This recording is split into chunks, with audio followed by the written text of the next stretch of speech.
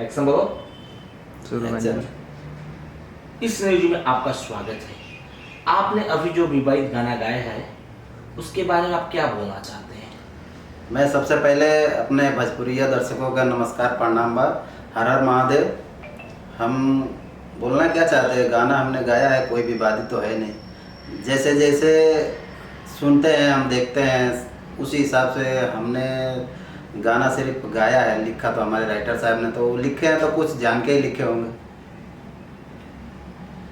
गाना का जो मीटर है आप गा के अपने दर्शकों को सुनाइए ताकि पता चले, हमारे दर्शक बता पाए कि गाना विवाहित है या नहीं। ठीक है, मैं उसका एक मुखड़ा सुना देता हूँ। गोरिया पनिया में अगिया लगवल सरे, गोरी पनिया में अगिया लगवल सरे, आ दोनों शेरवन के आपस में लड़ावल सरे, दोनों शेरवन के आपस में लड़ावल सरे, दोनों शेरवन के आपस में। अरे एगो के हाथ पटेटू बनवलस, आ दूसरे के गोरी अंगूठा देखवलस। अरे एगो के हाथ पटेटू बनवलस, आ दूसरे के गोरी अंगूठा देखवलस। अरे मंथरा के धर्म निभावलस रे, दोनों शेरवन के आपस में लड़ावलस रे, दोनों शेरवन के आपस में।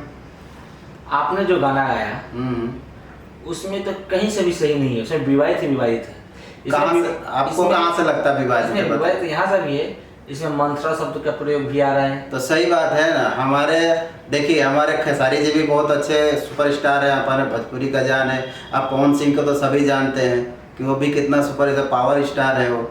और हम चलिए दोनों इंडस्ट्री में दोनों बराबर है, एक को नीचा दिखाए एक का ऊपर दिखाएं, तो ये कौन सा बड़ी बात है बताइए? ये सही बात है?